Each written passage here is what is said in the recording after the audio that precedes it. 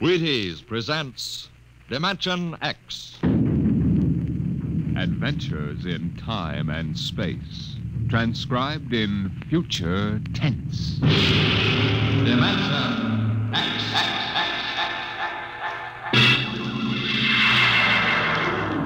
On stage tonight, Dimension X, another in the Wheaties' big parade of exciting half-hour presentations. I'm thinking of a girl. Very pleasant person, very attractive, too. She has cool hands, a nice voice, and a gentle manner. She's crisp and efficient, but she needs help badly. She's the American nurse, and her problem is this. There just aren't enough like her to go around. Not enough nurses for the hundreds of important nursing careers now open in hospitals, industry, research, the armed forces, and private duty. Now, you may not know the girl I mentioned, but perhaps you know someone very much like her. A young girl with at least a high school diploma, of good health and character. If you do, tell her this. America needs 50,000 student nurses this year. Tell her you think she might be one of them. If she agrees, have her stop in at the hospital nearest to her. She'll never regret it, and neither will you.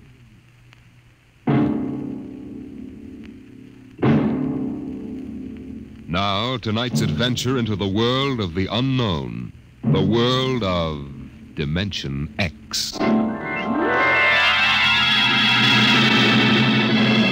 The doll shop stood on a quiet Washington side street, not too far from the sprawling Pentagon building.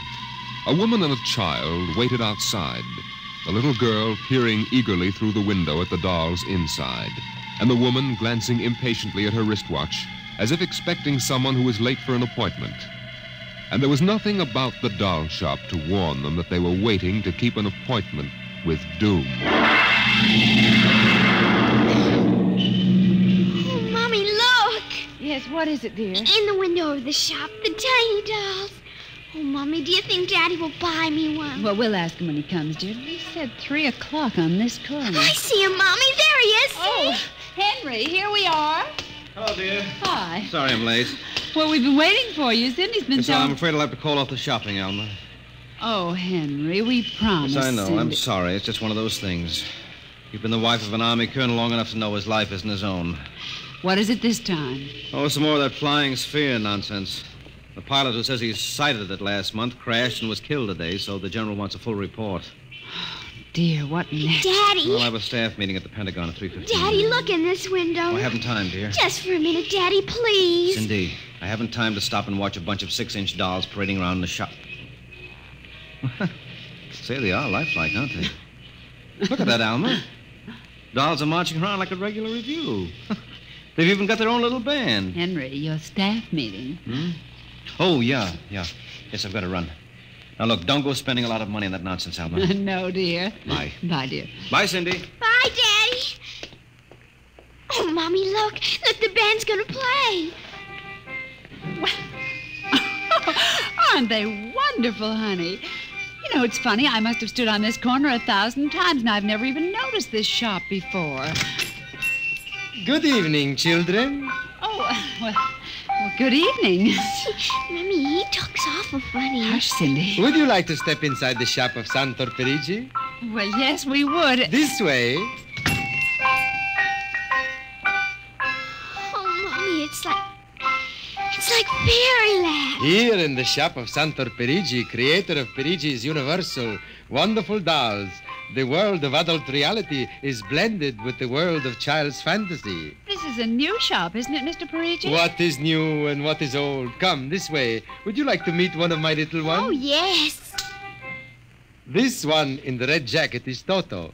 Speak, little one. How do you do? How do you do? Oh, isn't that wonderful? Mommy, he talks. The doll talks.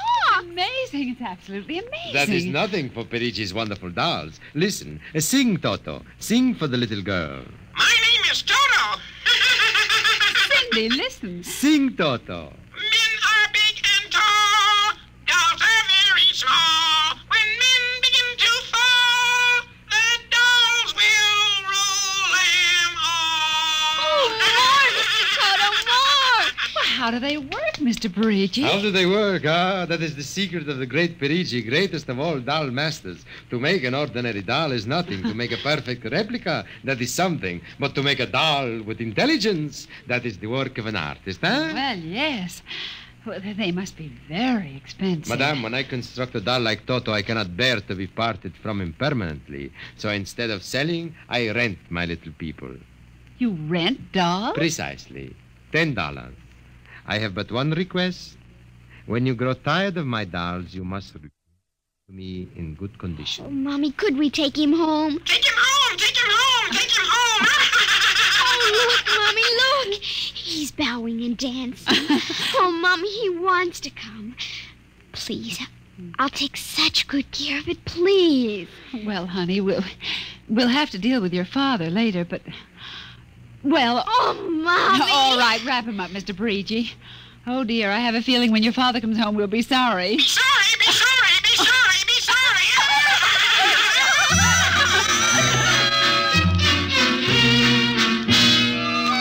Now, Toto, this is my room, and you're going to sleep right here next to my pillow.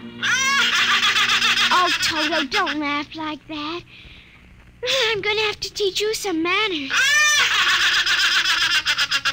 You be quiet, because my daddy will be home soon, and he's a colonel in the army, and he'll bust you to private if you don't behave. Now, you wait here. I'm going to introduce you to my puppy dog, Mr. Blister. So be good now. Here, Blister. Here, Blister. Come on, Blister. Come here. Mr. Blister, now this is Toto. Oh, dear, I don't think Mr. Blister likes you, Toto. Stop it, Mr. Blister. Now, come over here and shake hands with Toto, Mr. Blister. Come on, now.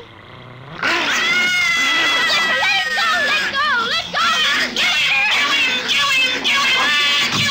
Cindy, Mr. Blister, come over here.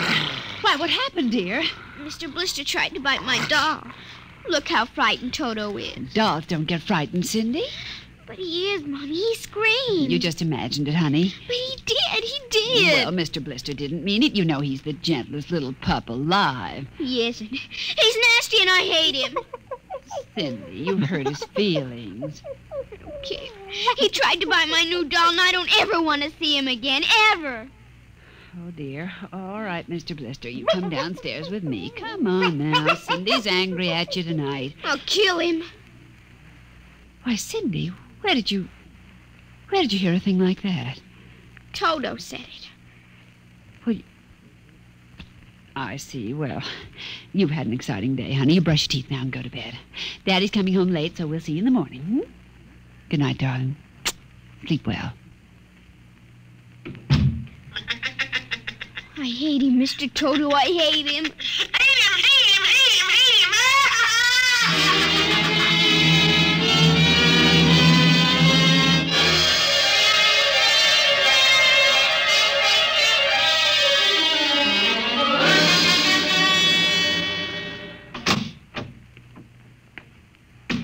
him! Morning, Alma. Breakfast ready? Just a minute. How was the staff meeting last night, dear? Oh, horrible bore as usual. Where's the little one? Up in her room. She'll be down in a minute. Oh, say, remind me to take some papers back to the War Department, will you? I left them in my strong box. Henry? You told me it was against regulations to bring secret papers home.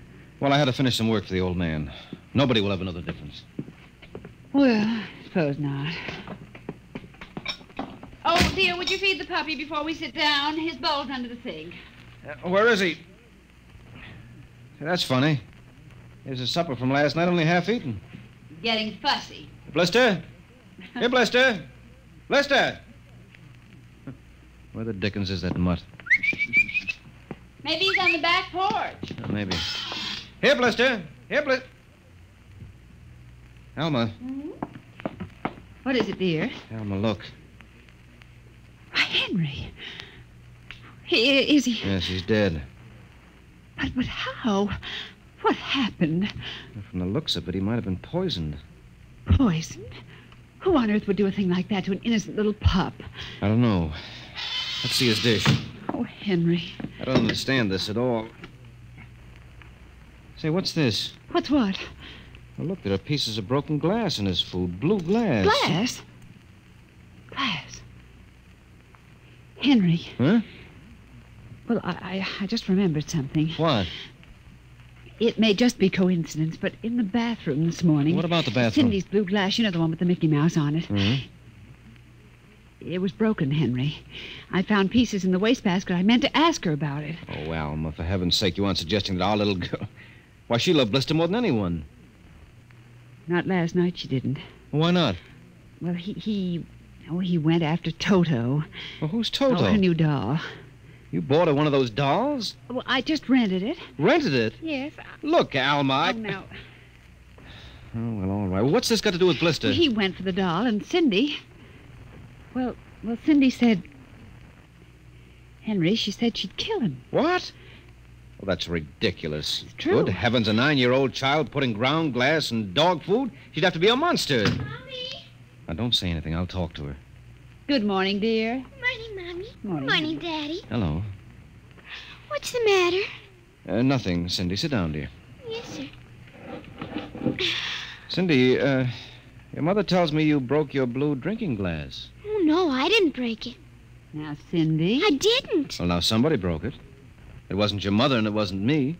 Well, then it must have been Toto. Cynthia. Cindy, you know Toto was only a doll. Now, a doll couldn't have broken your glass, could he? Well? But he must have done it, Daddy. Cindy, you know how Daddy feels about little girls who tell untruths. Now, did you break your glass and maybe accidentally get some pieces into Mr. Blister's dish to sort of punish him for biting your doll? Oh, no, Daddy. I'd hate to think you'd done something you knew was wrong and you were blaming it on the doll. What's the matter with Mr. Blister? Is he sick? He's dead, Cindy. Oh, no, he can't be dead. He isn't dead, Daddy. No, he isn't. He isn't. Mommy, Yes, dear. but he'll come back. He has to come back. No, he won't come back, honey.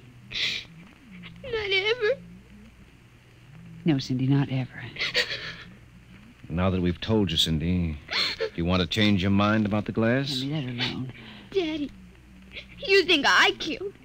I'll see what you've done. The child feels guilty enough, Henry. Oh, dear, this is no time for feelings to interfere. Feelings don't know any time, honey. When they come, they just come. You go up to your room, honey. Daddy and I'll be up in just a minute. I don't want to. Please, Cindy. We'll be right up. Please. There, that's a good girl. And close the kitchen door behind you.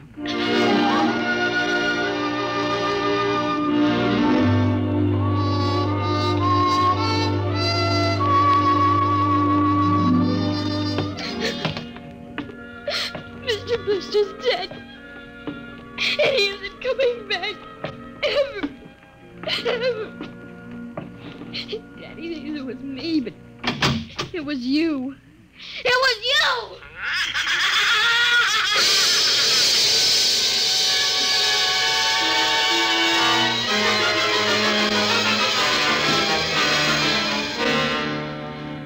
Dimension X will continue in just a moment. You know, friends, Breakfast of Champions is a whole lot more than a phrase written across a package of Wheaties. There's one thing I could tell you. I could tell you that it means champions in the world of sports eat Wheaties. And it's so true. You bet it is. But I've got a better idea, and one I think you'll like. I think perhaps you'd rather get the story from a champion himself. So here is a champion. Will you introduce him, Ed Prentice? Now, young man, will you tell us what you do for a living? I pitch. You what? Pitch. You know, baseball. To have a baseball team, you have to have a pitcher. I'm a pitcher. I pitch. Oh, yes, I see. And are you on a team? Yes, sir. I'm on the Cleveland Indians. Cleveland Indians, hmm? What is your name, young man? I'm Bob Feller, and you know it as well as I do, Ed. Sure I do, Bob. It's good to see you. This makes your 14th season playing with the Indians, doesn't it? Yep, Ed. 14 years. Well, tell me, Bob, how long you been eating Wheaties? Oh, about 20 years, give or take a couple. You mean you started eating Wheaties before you started playing ball? Why, of course. What's so strange about that? Most people start eating Wheaties before they get to playing ball. In fact, most people never start playing baseball. You don't have to be a ball player to enjoy the lift you get from Wheaties with milk and fruit. You're right as rain, Bob. No champ ever said a truer word about Wheaties, breakfast of champions.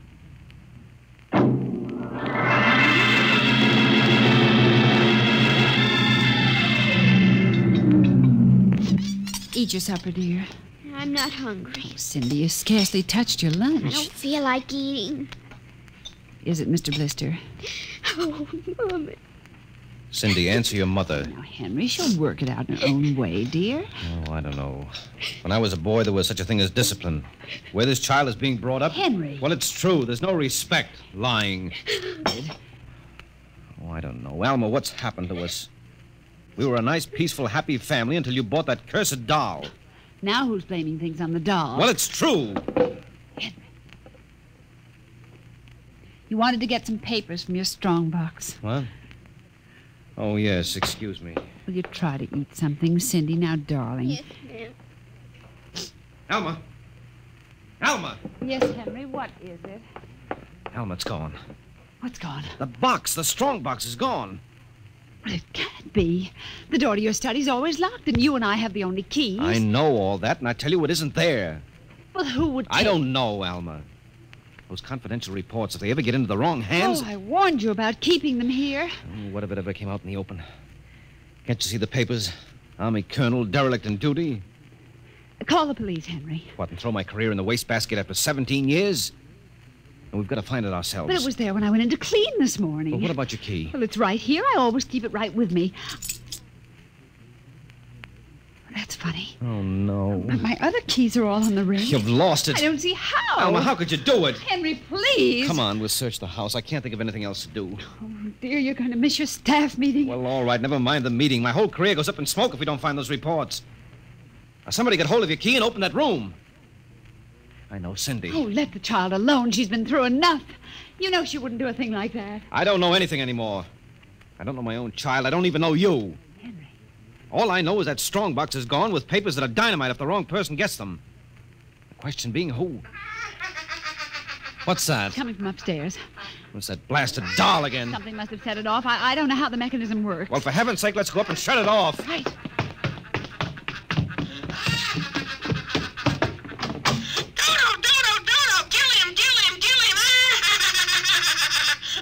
Stop it. How do you do? Blasted little imp.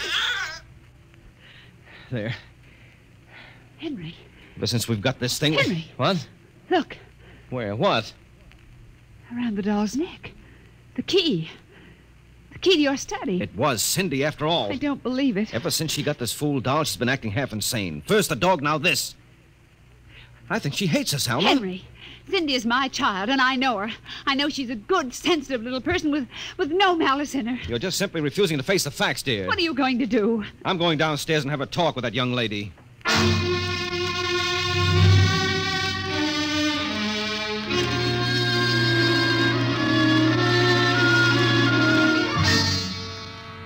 Cindy, you're not telling me the truth. Oh, yes, I am, Daddy. Now, all I'm asking is that you tell me the truth. Now, where is it? I didn't take it, Daddy. Honest, I didn't take it.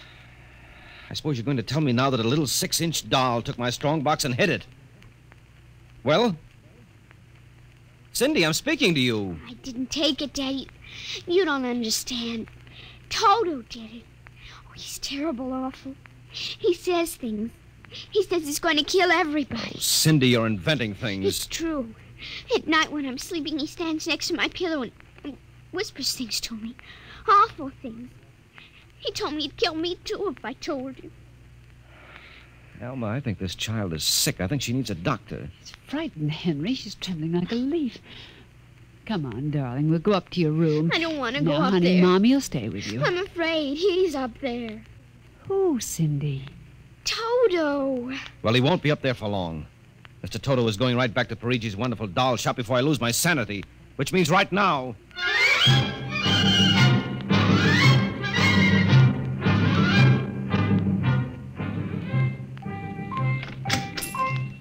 Ah, Colonel Grayson. Welcome to the home of Parigi's wonderful doll. Are you Parigi? Santor Parigi, creator of the universal doll. The doll with the mind. The doll Yes, with... well, I'm returning one of your masterpieces. Oh? If you will step into the rear of my shop. Now, what is the complaint? There's no complaint. Here's your doll. Good riddance. My little Toto, rejected, you found the world of men too filled with hate. Hate, hate, hate, hate. We will change all that later on. Return to your comrades in the window, little one. And now, Colonel Grayson? I think we have no further business, sir. Ah, but we do, Colonel. Let me see. Ah, yes. Here it is. Do you recognize this, Colonel? That's my strong box.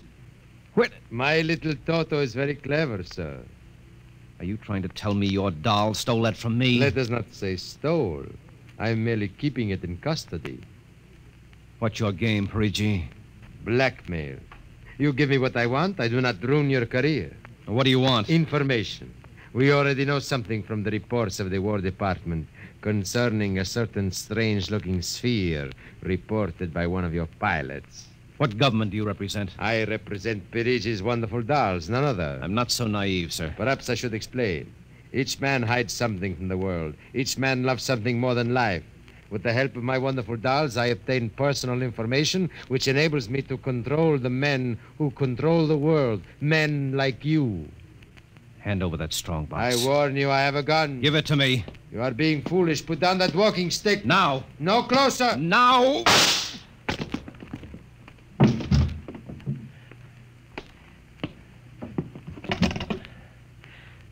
Hello. Give me the police. Hello. This is Colonel Henry Grayson. I've just killed a man. Parigi's doll shop, corner of 4th and Lexington. The body is in the rear. I'll wait for you. Shut up. Shut up, you little fiend! Colonel Grayson! Did I hear you speak? Colonel Henry Grayson! Oh, it can't be. I must be going out of my mind. A 6-inch doll. Shut up! Your master's dead! You are mistaken, Colonel. I, Toto, am the master. What do you mean? If you will examine the body of Santo Parigi, you will see that he does not bleed. And he does not bleed, Colonel, because Santo Parigi never lived. Never lived? Santo Parigi is a doll. A doll? But he's a man. He talks. He walks. The people of Meretrix are skillful doll builders. Meretrix? Doll builders? Who are you? I am Xanthus Imperator, commander of the legions of the 3rd planetoid, Meretrix. Legions? Planetoid? My people and I, whom you regard as dolls, come from a tiny planet beyond the moon. What? So small that it cannot support our population. That's true. We landed one of our space spheres on Earth 3 months ago with the intention of colonizing. Unfortunately, one of your pilots intercepted us. So that's why you wanted our information. Precisely. And you are human? Quite human. Of course, in order to deal with Earth people without suspicion, we were forced to construct Parigi, a man-sized doll. No, it can't be. I can't believe this. I'm having hallucinations. I've got to get out of here. That will be impossible. We have weapons of destruction quite unknown to Earth people. I phoned the police. They'll be here soon. By the time they arrive, my people will have prepared something quite shocking.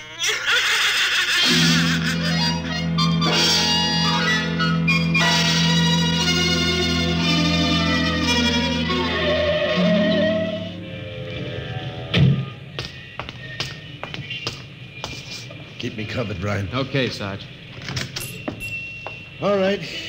You the guy who turned in the call? Yes, that's right, Sergeant. Where's the body? Well, you see, it isn't exactly a body. What do you mean? It's a doll. What? Now, wait, you've got to let me explain. I know this sounds fantastic, but I've stumbled onto an unbelievable plot. Yeah? Keep talking. Well, you see, these little dolls, they aren't really dolls. They're tiny people. Now, there's a big doll named Santo Parigi. They're using him as a front to run the shop. He's off his trolley, Sarge. Now, look here. Now, listen, mister, we got to call it there was a murder here. Now, if there was one, where is the body? Well, it's behind the curtains in the back. Only, you see, it isn't really a body. It's a big wax dummy. It's all part of their plot to gain control of the world. Holy smoke, he's really off his rocker. Now, look, if you don't believe me, I'll prove it to you. Come here. Look behind this curtain and you'll see the dummy lying on the floor. Welcome, gentlemen. Are you looking for something? Parigi! This is impossible. I smashed his skull. Do you know this guy? That's the one, the doll. What's your name, mister? Parigi, Santo Parigi, creator of the universal doll. Uh-huh. You ever see this man? Never until just now. That's not true. He's lying. I tell you, he's nothing but a big doll. The real masters are the little dolls. Ryan, are you getting this? He's wacko, Sarge. No, Not as a fruitcake. I'm not crazy, I tell you. I can prove it. They must have fixed up his head where I smashed it in. Touch him and you'll see. Mr. Parigi, you know what this guy is talking about? The man is demented, obviously. No, that's not true. I tell you, there's a plot to control the Earth. I've got to call the War Department. They want to know about the flying sphere. Holy mackerel, this gets worse every minute. Ryan. Take him to headquarters? No, save some time. Take him down to Psycho Ward. Okay, all right, Buck Rogers. Come along nice and quiet. No, don't you see? He's nothing but a man-sized doll. Sure, and the little ones are going to take over the Earth, and you're going to wait and cut out some nice paper dolls. Oh, please, listen to me. You've got to listen to me. You've got to. Sorry you had all this trouble, Mr. Parigi. Poor chap. He is obviously suffering from delusions. Well, he's not the only one in Washington today. You know, we've been getting a whole string of crack-ups lately, bigwigs blowing their tops under pressure. If you could see some of the names in our confidential files... You keep confidential files on cases like this? Certainly. Believe me, they'd be dynamite if they ever got in the wrong hands. Well, I'd better be running along. Hey, is that a talking doll? Yes, Sergeant. My name is Toto. I dance and sing. Well, I'll be... Hey, my little girl would be nuts for that. So? Then please accept the doll for saving my life. That madman might have killed me. Yes, but Take Toto home with you as a gift. Well, I don't know, Mr. Parigi. It's against regulations for us to accept favors. But this is not for you. It is for your little daughter. And if you will only take the doll and give him a good home, you will be doing me a great favor. Well, then, if you insist, and thanks very much. When my kid sees this, will she be surprised? Yes, Toto will come as a great surprise. A very great surprise. Hey, Toto?